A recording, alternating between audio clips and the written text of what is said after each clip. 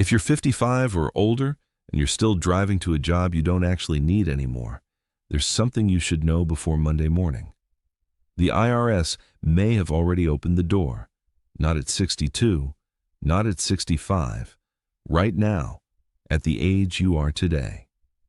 Frank was 56 when he learned this, and he learned it 3 years late. He'd spent 31 years at a parts manufacturer outside Toledo, maintenance supervisor, second shift most of that time. When the plant restructured, they offered him a package, and he took it. He was 55 that year, turning 56 in October. $340,000 sitting in the company 401k. A paid-off house. A wife who'd retired 2 years earlier from the school district, and Frank went back to work. Not because he wanted to, because he did the math the way almost everyone does it. He counted forward to 59 and a half, decided he had 3.5 years to bridge, and took a job at a hardware supply company for $52,000 a year to cover the gap. 3.5 years, roughly 900 days of a job he'd already earned his way out of. He didn't have to work a single one of them. The $340,000 in that 401k was available to him the day he walked out of that plant. Penalty-free. Not through a loophole, not through some aggressive strategy his accountant would wince at, through a provision written directly into the tax code, one the IRS publishes on its own website in plain language. Frank had never heard of it, neither had the advisor who told him to roll that 401k into an IRA to simplify things, which is the part of this story that actually cost him money, and we'll get to exactly how much.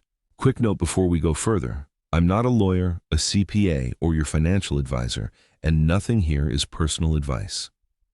This is the briefing, the thing that helps you walk into that conversation already knowing which questions to ask.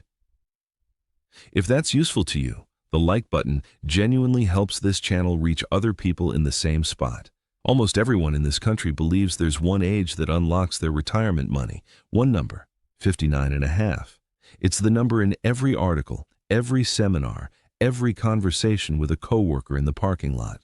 For a specific group of people, that number is wrong by 4.5 years. And whether you're in that group doesn't depend on how much you saved, or how smart you are about money, or who manages your account.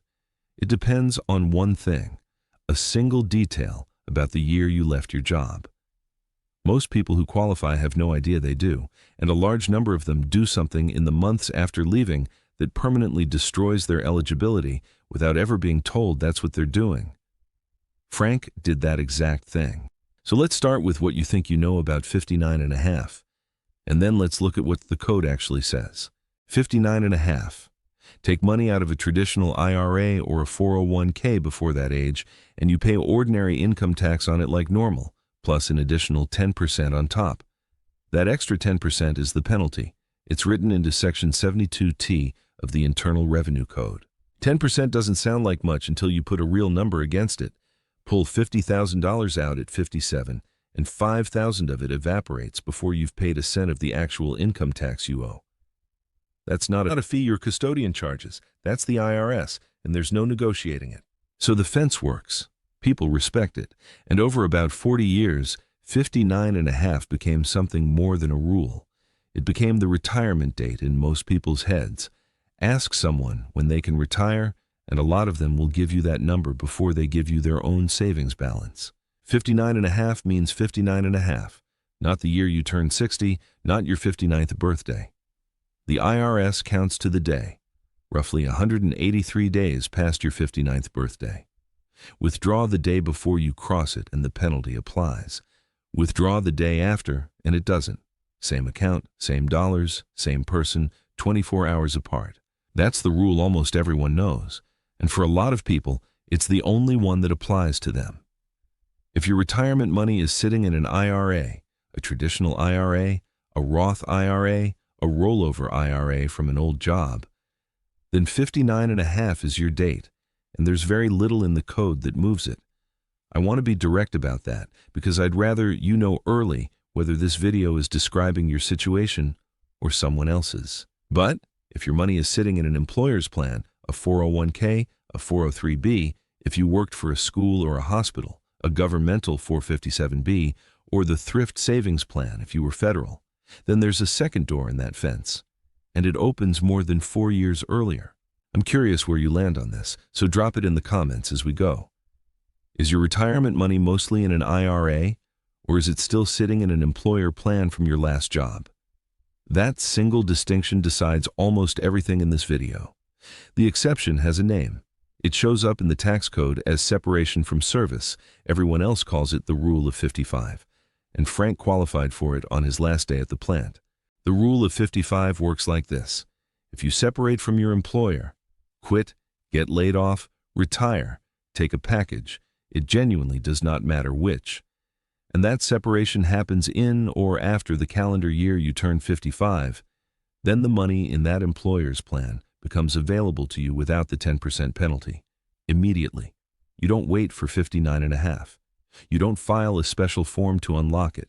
The exception is already in place the moment you walk out. That's not an interpretation. The IRS publishes it directly in its own plan participant guidance. A distribution made to a participant after separation from service, if the separation occurred during or after the calendar year in which the participant reached age 55, is not subject to the additional 10% tax. It sits in the code at section 72T 2A V. 59.5 is measured to the day. The Rule of 55 is not. It's measured by calendar year. You don't have to have turned 55 yet when you leave. You only have to turn 55 at some point during that calendar year. So if your 55th birthday falls in November and you leave your job in March of that same year, you qualify. You were 54 years old on your last day of work, you still qualify. The calendar year is what the code cares about, not the birthday. And if your birthday happens to be December 31st, you became eligible on January 1st of that year, the moment the year started. That's one of the very few places in the tax code where the calendar year controls instead of your actual age.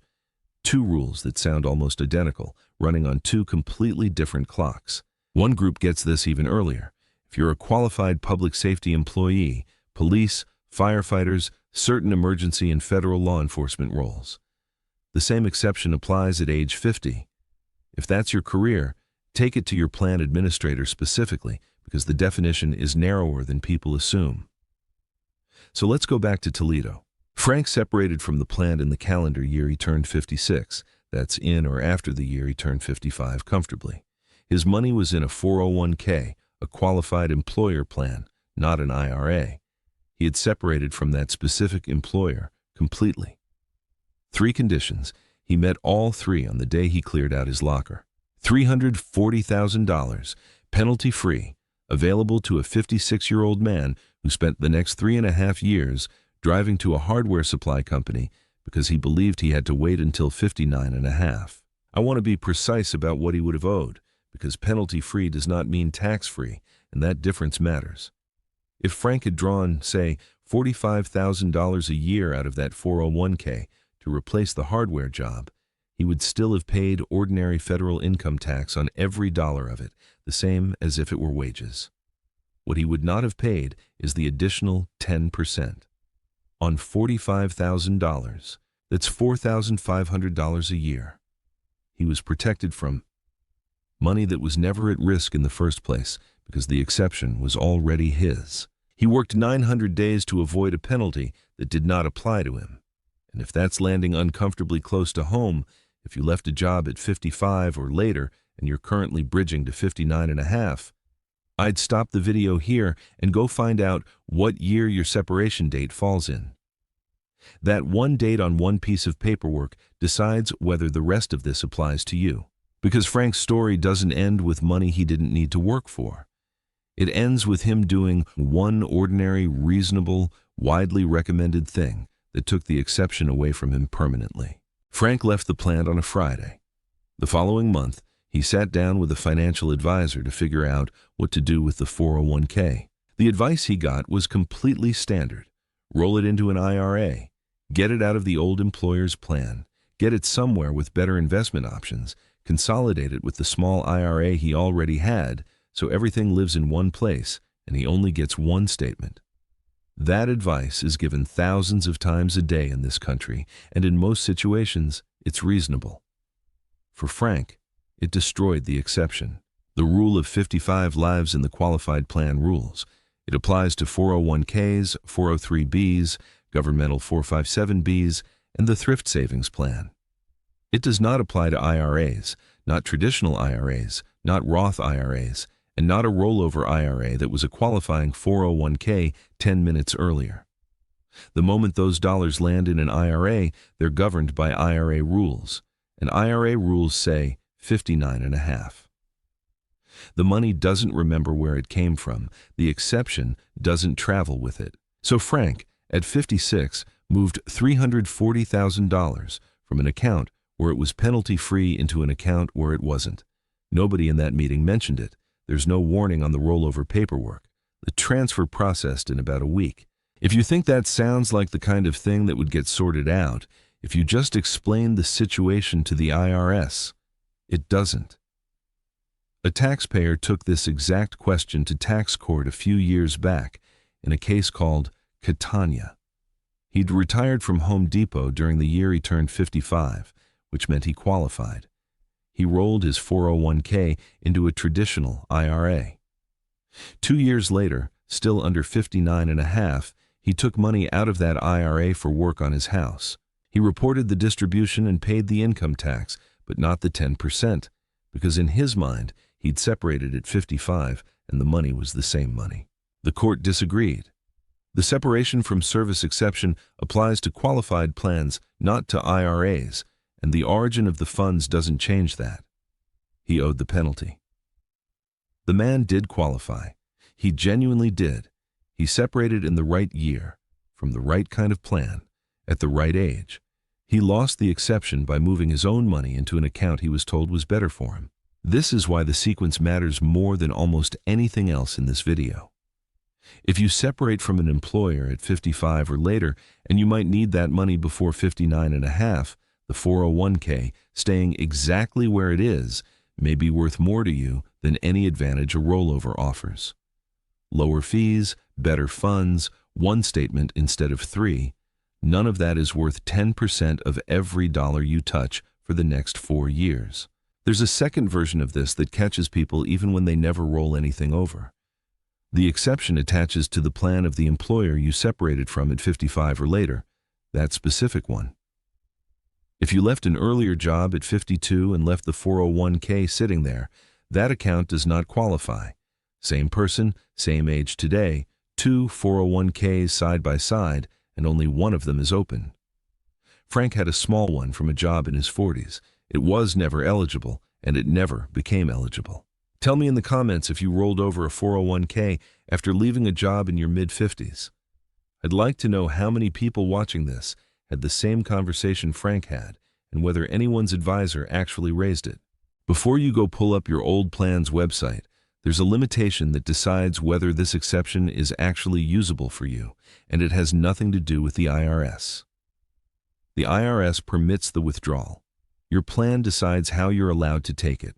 Every employer plan runs on a document, and that document sets the menu of distribution options after you leave. Some plans let you take money out whenever you need it, in whatever amount, the way you draw from a bank account. Others cap you at 1 or 2 partial distributions a year. And some, this is the one that hurts, only offer a single lump sum, all of it, at once or nothing. Think about what that does to a man in Frank's position. $340,000, penalty-free, absolutely. But if the plan only permits a lump sum, taking it means every one of those dollars lands on his tax return in a single year. He'd go from a working man's income to a $340,000 income for tax purposes, and the top of that money gets taxed at rates he's never paid in his life. The 10% penalty disappears, and a much larger tax bill takes its place. So the exception being available and the exception being useful are two different questions, and only your plan administrator can answer the second one. The document you want is called the Summary Plan Description. Ask for it by that name. Every plan has one. They're required to give it to you, and the distribution section is usually a page and a half. Do that before you separate if you still can, because your leverage to ask questions is never higher than while you're still an employee. Now assume the plan cooperates. Assume you're 56, you separated in the right year, the money's still in the 401k where it belongs, and partial withdrawals are permitted. What does the road actually look like from there? At 55 and after, you have that one plan open. Just that one. Everything else you own, the IRAs, the 401k, from the job you left at 52, is still behind the fence. At 59 and a half, the fence comes down entirely. Every retirement account you have, including all the IRAs, becomes penalty-free. The distinction that governed the last 4 years of your life stops mattering. This is also the point where the rollover advice Frank got becomes genuinely good advice.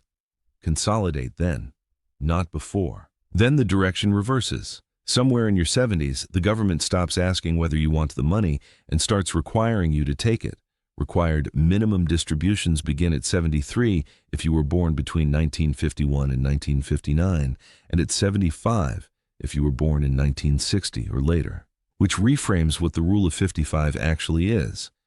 It's not a way to get money out early. It's the earliest point in a sequence that ends with the IRS forcing money out whether you want it or not. And the years between 55 and 73 are the only stretch of the whole thing where the timing is entirely yours to choose. Frank spent 3.5 of those years at a hardware supply company. The rollover couldn't be undone. That money is in an IRA now, and it's behind the fence until he turns 59 and a half, which he does in April. So he stayed at the hardware job, longer than he needed to, because the door he could have walked through closed behind him before he knew it existed. What bothers him isn't the money. It's that he sat in an office and asked a professional what to do with his retirement account, and the question of whether he might need that money before 60 never came up. So if you're anywhere near this, here's what to actually go do. Find your separation date and check what calendar year it falls in. Not your age on that day, the year. If you turned 55 at any point during that year, you qualify for that employer's plan. Then find out where that money is right now. If it's still in the 401k, leave it there until you've decided whether you need the window. If someone recommends a rollover, ask them directly, does this cost me the rule of 55? A good advisor will know immediately what you're asking. And ask your plan administrator for the summary plan description and read what it says about partial withdrawals after separation. That single page determines whether any of this is usable. I'm not a lawyer or a CPA, and this isn't personal advice. It's the briefing that gets you into that conversation, asking the right questions instead of nodding along. If you know someone who left a job in their mid-50s and is white-knuckling it toward 59 and a half, send them this one. That's the person it was made for. And tell me in the comments what year you separated or plan to. This particular rule catches more people than almost anything else I cover.